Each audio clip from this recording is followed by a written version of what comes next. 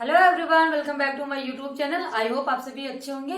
ये आपके लिए इम्पोर्टेंट सीरीज है जिसका भी एग्जाम 11, 12, 13, 14 को लगा हुआ है। उसके लिए मोस्ट इम्पोर्टेंट सीरीज है क्योंकि इसमें जो हमारा 6, 7, 8 को जो हमारा एग्जाम हुआ था उसी के अकॉर्डिंग इसमें क्वेश्चंस मैंने लिए हैं।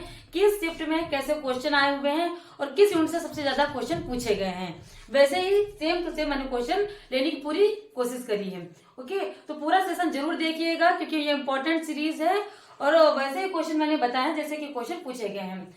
तो स्टार्ट करते हैं अपने क्लास को। पहला क्वेश्चन है मूक्स के 4 चतुर्थांश। मूक्स का पहले मतलब ही समझ लीजिए क्योंकि इस टाइम फुल फॉर्म काफी पूछी जा रही है।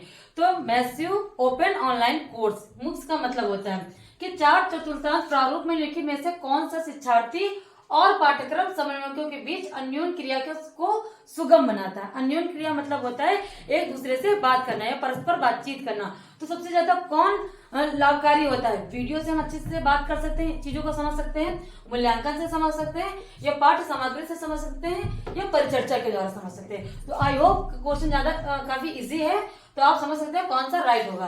तो ये सब ऑप्शंस मैच नहीं कर रहे हैं क्वेश्चन से, ना ही वीडियो के अच्छे से हम लोग समझ पाते हैं बातों को, ना ही मूल्यांकन से ही। मूल्यांकन में ये होता है कि एक पर्सन एक्टिव रहता है, दूसरा उसका निरीक्षण करता है, तीसरा पाठ्य सामग्री से भी नहीं होता, हम उससे चीजों को सीखते हैं। ओके, और परिचर्चा मंच ऐसा मंच है जिसके थ्रू एक पर्सन दूसरे से क्वेश्चन आंसरिंग कर सकते हैं, अच्छे से चीजों को जान और समझ सकते हैं। तो हमारा राइट आंसर कौन सा हो जाएगा? डी वाला। और इस बार फर्स्ट यूनिट से कम क्वेश्चन पूछे जाए, सेकंड यूनिट रिसर्च एप्टीट्यूड से सबसे ज्यादा क्वेश्चन पूछे जा रहे हैं। जैसे हो गया स्वयं प्रभा, मूक्स, इनसे क्वेश्चन ज्यादा पूछे जा रहे हैं। तो सेकंड क्वेश्चन आपका इसी से रिलेटेड है कि नीचे 2 कथन दिए गए, इस पर विचार करिए। पहला कथन है स्वयं का पूर्ण रूप क्या है? Study web of active learning for young expiring mind. Second कथन है स्वयं का पूर्ण रूप है source with active young expressional mindfulness. तो आपका राइट आंसर कौन सा हो जाएगा? फर्स्ट कथन पहला और कथन दूसरा दोनों सही है, या कथन पहला और दोनों गलत है, या कथन पहला सही और सेकंड गलत है, या कथन पहला गलत और लेकिन सेकंड सही है। ठीक है, ये आपके ऑप्शंस हैं। तो इसमें आपका कौन सा राइट हो जाता है? पहला सही है लेकिन दूसरा सही नहीं होगा, क्योंकि आपको इसमें ऐसे ही पता चल जाएगा क्योंकि दोनों के फुल फॉर्म इसमें पूछी गई है और दोनों ही अलग अलग हैं। तो इसमें जाहिर सी बात है कोई एक ही सही होगा। तो इसमें पहला सही है क्योंकि स्वयं एक ऐसा प्लेटफॉर्म है, ऐसा रिसोर्स है जो स्टडी के लिए मैटर करता है। ये स्टडी के लिए, पढ़ने के लिए। वैसे ही आप समझ सकते हैं कि source with active young expressional mind of fullness, ये तो हो ही नहीं सकता। तो जाहिर सी बात पहला सही है और दूसरा गलत है। ओके, नेक्स्ट आपका ऐसे क्वेश्चन पूछा गया है सेकंड वाला। सूची फर्स्ट और सूची सेकंड दो सूची का मिलान कीजिए। पहली सूची है उसमें दिया हुआ है मेमोरी के प्रकार, और सेकंड में उसका अर्थ मतलब आज से दिया गया, मीन्स पूछा गया है। तो स्मरण करना, सीखे गए अनुभवों की मानसिक पुनः प्राप्ति है, या प्रतिधारण अपने सामान्य प्रतिधारण करने की शक्ति का प्रकटीकरण है। सी आपका पुनः स्मरण करना, तो सीखी गई पाठ्य सामग्रियों के संरक्षण हेतु उत्तरदायी कारक है। यह अभिज्ञान का मतलब होता है प्रशिक्षण एवं अधिगम के माध्यम से व्यवहार परिवर्तन हेतु उत्तरदायी कारक। इसमें आपको मैच कराना है। इसकी एक ट्रिक होती है कि अगर, क्योंकि आपको टाइम टेकिंग होता है, इसमें टाइम मैनेजमेंट काफी इंपॉर्टेंट होता है, नहीं तो आपका पेपर छूट जाएगा तो कुछ क्वेश्चन आप अटेम्प्ट नहीं कर पाएंगे। तो इसमें तो अगर किसी एक का भी या 2 का आपको अर्थ पता है तो उससे आप आंसर करने में सबसे आसानी होती है। तो अगर किसी का आंसर पता है तो ऑप्शंस में पहले जाइए, ऑप्शंस में पहले चेक करके उसको सॉल्व करिए। ये क्वेश्चन आपको फर्स्ट यूनिट से है। फर्स्ट यूनिट से कुछ क्वेश्चन आपके जो पूछे गए उसी से रिलेटेड मैंने क्वेश्चन आपको ये बताया है। ठीक है, और इसके बाद मैं आपको यूनिट बताऊंगी किस यूनिट से सबसे ज्यादा क्वेश्चन पूछे जा रहे हैं। तो इसमें आपका राइट आंसर होता है सी। अब सी कैसे राइट होता है? तो सी में पूछा गया है पहले का चौथा, तो स्मरण करना, इसका मतलब होता है स्मरण का। उसके बाद आ गया बी का तीसरा, तो बी का ये हो गया आपका तीसरा। उसके बाद सी का हो गया आपका पहला, तो सी का आपका हो गया ये पहला। उसके बाद आपका जो डी है उसका हो गया दूसरा। तो अब मीन समझ लिए, स्मरण करने का मतलब क्या होता है? प्रशिक्षण एवं अधिगम के माध्यम से व्यवहार परिवर्तन हेतु उत्तरदायी कारक। ठीक है, और प्रतिधारण का मतलब क्या होता है? सीखी गई पाठ्य सामग्रियों के संरक्षण हेतु उत्तरदायी कारक। पुनः स्मरण क्या होता है? सीखे गए अनुभवों को मानसिक पुनः प्राप्ति। अब इसका तो मतलब हम लोगों को पता है कि रिकॉल करना, चीजों को बार बार याद करना। कोई चीज माइंड में है उसको बाद में याद करना अगर हम भूल गए तो। अभिज्ञान का मतलब अपने सामान्य प्रतिधारण करने की शक्ति का प्रकटीकरण। अभिज्ञान का मतलब अपने नॉलेज से यहाँ पे बताया जा रहा है। उसके बाद नेक्स्ट क्वेश्चन आपका है गुणात्मक शोध और मात्रात्मक शोध दोनों निम्नलिखित में से किससे संबंधित हैं। क्वेश्चन और ये यूनिट काफी इंपॉर्टेंट है, इसी सबसे ज्यादा क्वेश्चन पूछे जाता है रिसर्च एप्टीट्यूड से। उसमें गुणात्मक और मात्रात्मक आपका वेरी इंपॉर्टेंट टॉपिक है। उसके बाद रिसर्च के जितने भी स्टेप है, जितने भी चरण है, वो इंपॉर्टेंट है। आप उन चीजों को जरूर देख के जाइएगा, इस यूनिट से आप जरूर पढ़ के जाइएगा रिसर्च से। ओके, तो क्वेश्चन है इसके ऑप्शन है आपके डाटा न्यूनीकरण, कृत्रिम परिवेश और डाटा की एकरूपता और सामाजिक स्वप्न चित्र। तो आपका इसका राइट आंसर हो जाता है डाटा न्यूनीकरण। गुणात्मक शोध और मात्रात्मक शोध दोनों निम्नलिखित में से किससे संबंधित है, तो डाटा न्यूनीकरण से संबंधित है। सेकंड क्वेश्चन है आपका शोध नैतिकता का विषय शोध के किस चरण में संगत माना जाता है। शोध नैतिकता का विषय शोध के किस चरण में संगत माना जाता है, ये आपका क्वेश्चन है। ऑप्शन ये आपके पहला है समस्या स्थापन तथा इसकी परिभाषा के चरण में, या शोध के समग्र निर्धारण के चरण में, या आपका प्रदत्त संकलन तथा विवेचन के चरण में, या निष्कर्षों को प्रस्तुत किए जाने के चरण में। तो आपका राइट ऑप्शन आपका हो जाता है प्रदत्त संकलन तथा विवेचन के चरण में शोध नैतिकता का विषय शोध के किस चरण में संगत माना जाता है, तो प्रदत्त संकलन तथा विवेचन के चरण में संगत माना जाता है। नेक्स्ट क्वेश्चन है आपका आश्रित चर में सहवर्ती परिवर्तनों के आशय से किस अनुसंधान प्रणाली में स्वतंत्र चर में हेरफेर किया जाता है। जो चरों में हेरफेर किस प्रणाली में किया जाता है, क्या कार्योत्तर प्रणाली में आप कर सकते हो हेरफेर, या व्यष्टि अध्ययन प्रणाली में कर सकते हो, या वर्णनात्मक में कर सकते हो, या प्रयोगात्मक में। तो आपको पता है चरों का हेरफेर सिर्फ प्रयोगात्मक में होता है, प्रयोगात्मक प्रणाली में होता है। नेक्स्ट क्वेश्चन है आपका यदि कथन सभी मानव नश्वर है, कथन है आपका कि सभी मानव नश्वर हैं को सत्य के रूप में दिया गया है, तो निम्नलिखित में से किसका सत्य के रूप में अनुमान किया जा सकता है। ये सत्य के रूप में दिया हुआ है, सत्य का मतलब होता है सिनोनिम्स के टाइप में आपको देखना है। अगर ये सत्य दिया हुआ तो दूसरा भी इसी तरह इसी में कहीं सत्य दिया हुआ होगा।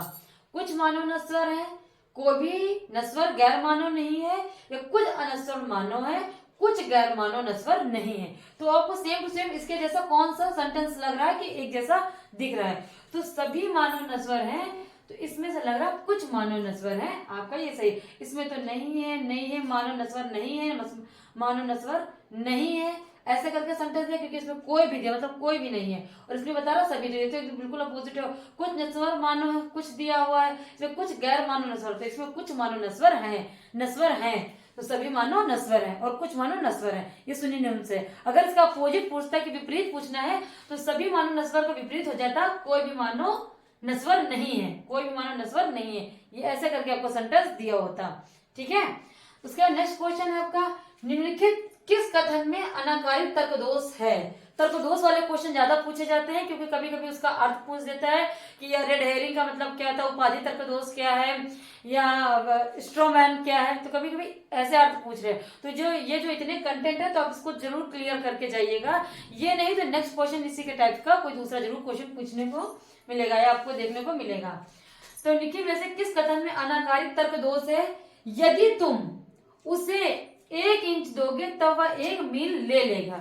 अगर तुमने उसको इतना दिया तो वो तुम्हारा इतना ले लेगा। एक कहावत ही बनी है कि अगर मैंने तो तुमको उंगली पकड़ाई, तुमने तो मेरा पूरा हाथ ही पकड़ लिया, तो इसका मतलब क्या होगा, बस वही मतलब आपका फिसलन युक्त ढलान में यूज करना होगा आपको। इसका राइट आंसर ही होता है फिसलन युक्त ढलान, कि मैंने तुमको थोड़ा दिया, तुम तो मेरा पूरा हाथ ही पकड़ लियो। तो इसका मतलब है इसमें कि यदि तुम 1 इंच दोगे तो वह 1 मील ले लेगा। इसका मतलब आपको पता चल रहा होगा कि मतलब इसमें मैंने थोड़ा देने की कोशिश किया लेकिन उसने पूरा ही ले लिया, वो अपनी चीज से हट रहा है। इसमें क्या होता है कि किसी चीज का श्रृंखलाबद्ध होता है, नियम प्रोसेस चलता है, लेकिन वो श्रृंखला से कहीं हट जाता है या उस नियम से हट जाता है या उस अर्थ से हट जाता है और कहीं दूसरा अर्थ बना लेता है, या अनाकारिक या दूसरा कोई अर्थ प्रेजेंट करता है, उस अर्थ से हटके दूसरे अर्थ पे चला जाता है, ये इसका मतलब होता है। ओके, तो आपका ये होगा। अब इस बस जो मैंने आपको कहावत बताई है बस उसी को फॉलो कर लीजिएगा और आपको फिसलन युक्त ढलान का मतलब और या कोई एग्जांपल दिया हुआ होगा तो उसको आप सॉल्व कर सकते हो। उसके बाद नेक्स्ट क्वेश्चन आपका है मनुष्य पशु है क्योंकि हम सभी हजारों वर्ष पूर्व ज्ञानी मानो होमोसेपियंस के रूप में विकसित हुए हैं। उपयुक्त उक्ति में कौन सा अनाकारिक तर्कदोष, इसमें भी तर्कदोष पूछा गया है। तो इसमें क्या पूछा गया है कि मनुष्य पशु है क्योंकि वो चिंपांजी पहले वो कहा जाता है ना, चिंपांजी पहले थे फिर ऐसे स्टेप बाय स्टेप ऐसे है। तो मनुष्य पशु है क्योंकि हम सभी हजारों वर्ष पूर्व ज्ञानी मानव ज्ञानुमानों के रूप में विकसित हुए हैं। तो इसमें जो आपका राइट ऑप्शन होता है सम्मत और विभक्ति तर्क दोष है। ओके, विभक्ति तर्क दोष है। इसको एक्सप्लेन में इसमें ये होता है कि एक पर्सन पूरे समुदाय का मतलब लीडरशिप होता है, जैसे कि एक नेता होता है, या तो किसी स्टेट का होगा, या तो किसी गांव या कस्बे का होगा, या तो पूरा यूनिवर्सल का होगा। ठीक है, कोई एक लीडर होता है, तो उसी को बोलते हैं कि पूरा सब उसी को अरेंज करता है। जैसे घर में होता है कि एक मुखिया होता है, वो पूरे घर को लीड करता है, तो पूरे वर्ग को उसी से संबोधित किया जाता है। जैसे आपको समझ लिया कि किसी घर पर कोई मतलब लॉयर है, तो क्या कहेंगे, फलाने के घर से ये बिलोंग करते हैं। ठीक है, तो पूरे समुदाय को उसी से समझा जाता है, उसी से जाना जाता है। तो उसमें भी यही है कि मानव पशु है, तो पूरे मनुष्य जाति को उन्होंने पशु के समान दर्जा दे दिया है। तो साहत क्या मतलब होता है, उसके साथ साथ समेटा हुआ है, साथ साथ। तो संयत और विभक्ति तर्क दोष है, जबकि ऐसा नहीं है, तो इसी को तर्क दोष बोलते हैं। ठीक है, आपका राइट आंसर हो जाता है ये। उसके बाद नेक्स्ट क्वेश्चन क्वेश्चन है आपका, निम्नलिखित में से माइक्रो ब्लॉगिंग प्लेटफॉर्म कौन से हैं? पिंटरेस्ट, ईबे, टम्बलर, इंस्टाग्राम या ट्विटर। इनमें से एक से अधिक आपके आंसर आपके राइट है, आपको चूज करना कौन कौन से हैं। तो माइक्रो ब्लॉगिंग क्या, ब्लॉग का मतलब ही क्या होता है, ब्लॉग मतलब डायरी, जिसमें अपने विचारों अपने शब्दों को संग्रहित करते हैं। जैसे कि जो ब्लॉग बनाता है उसको ब्लॉगर बोलते हैं हम। ठीक है, इसमें कौन सा सही है, ब्लॉगिंग में कौन से चीज को इंक्लूड करके रखते हैं? तो पिंटरेस्ट है, ईबे, टम्बलर, इंस्टाग्राम या ट्विटर है। तो आपका राइट ऑप्शन है सी। पहला आपका पिंटरेस्ट का यूज किया जाता है, टम्बलर का भी यूज करते हैं ब्लॉग बनाने में, इंस्टाग्राम का यूज होता है और ट्विटर का भी यूज करते हैं, जब अपने विचारों और शब्दों को हमें डायरी के माध्यम से, मतलब डायरी क्या, गूगल पर हम सर्च करके अपना इंक्लूड कर सकते हैं। ठीक है, तो नेक्स्ट क्वेश्चन है आपका, कंप्यूटर के संबंध में निम्नलिखित में से कौन सा समूह केवल वोलाटाइल मेमोरी का है? वोलाटाइल मेमोरी कौन सी है आपकी? तो रैम और पेन ड्राइव है, या हार्ड डिस्क और रोम है, या रैम और कैश है, या आपका कैश और रोम है। तो आपका राइट आंसर हो जाता है रैम और कैश। ठीक है, उसका नेक्स्ट क्वेश्चन आपका, निम्नलिखित सूची में से कौन शिक्षार्थी केंद्रित दृष्टिकोण की श्रेणी से संबंधित है? शिक्षार्थी केंद्रित, क्वेश्चन ध्यान से पढ़िएगा, काफी इंपॉर्टेंट टॉपिक इस टाइम का चल रहा है कि शिक्षार्थी केंद्रित दृष्टिकोण कौन सी श्रेणी के अंतर्गत है। आपका ऑप्शन स्वयं, कंप्यूटर सहायता प्रणाली निर्देश, या मूक्स, या क्यूज, या बजसत्र। तो आपको पता है कि इस टाइम जो शिक्षार्थी केंद्रित कौन कौन से आपके प्लेटफॉर्म है, एक तो आपका स्वयं हो गया, दूसरा हो गया स्वयंप्रभा, और तीसरा आपका मूक्स। ठीक है, तो अब इसमें कौन कौन से ऑप्शंस मिल रहे हैं? स्वयं भी आपका है और मूक्स भी आपका। क्वेश्चन है आपका, निम्नलिखित में से कौन से कथन सही है? ऑप्शन है आपका, गूगल का वेब ब्राउजर क्रोम कहलाता है, एप्पल का वेब ब्राउजर सफारी कहलाता है, मोजिला फायरफॉक्स एक open source web browsing software है। ऑप्शन है आपके, केवल पहला और दूसरा सही है, केवल दूसरा और तीसरा सही है, ये पहला और तीसरा सही है, ये पहला और दूसरा और तीसरा तीनों सही है। तो आप देख लीजिए जो स्टेटमेंट दिए हैं क्या सही है, या इसमें से दो सही है। तो मेरे अकॉर्डिंग ये तीनों ऑप्शंस आपके सही हैं। गूगल का वेब ब्राउजर क्रोम कहलाता है, एप्पल का वेब ब्राउजर सफारी कहलाता है, मोजिला फायरफॉक्स एक open source web browsing software है। ये तीनों ही आपके ऑप्शंस एकदम राइट है, जिसको मतलब भी नहीं पता कि इसमें एक अर्थ के टाइप में भी इसमें दिया हुआ है। अब नेक्स्ट क्वेश्चन है आपका वेरी इंपॉर्टेंट, स्टूडेंट से क्वेश्चन काफी पूछे जा रहे हैं। ठीक है, निम्नलिखित में से किस प्रदूषक को नेत्र में जलन के लिए प्रतिनियुक्त के रूप में माना जाता है? तो nitrogen dioxide, sulphur dioxide, carbon monoxide या ओजोन।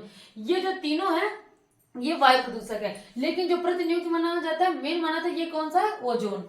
ठीक है, इसका नेक्स्ट क्वेश्चन है आपका, निम्नलिखित में से कौन सर्वोच्च सलाहकारी और गैर संविधिक निकाय है?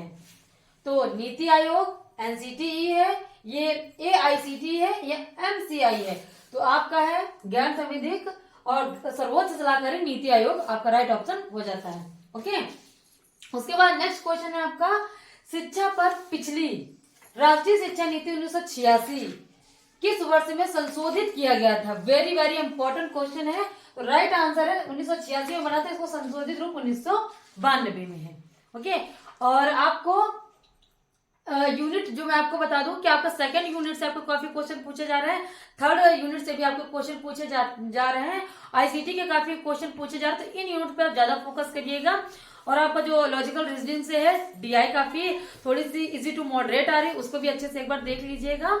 और जो आपका आता है यूनिट हायर एजुकेशन, उससे भी काफी क्वेश्चन पूछे जाते हैं, जैसे बोर्ड से है, वो डिस्पैच से, हंटर कमीशन से है।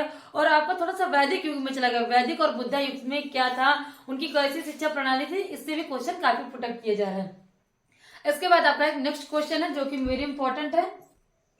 क्वेश्चन है आपका, निम्नलिखित में से महिला शिक्षा पर बल देने वाली या वाले किस समिति या आयोग ने कहा था कि महिलाओं और पुरुषों की शिक्षा में अनेक तत्व समान होने चाहिए, लेकिन सभी मामले में समान रूप से समरूप नहीं होने चाहिए, जैसा कि वर्तमान में हो रहा है। या किस आयोग का या किस समिति ने ये कहा था?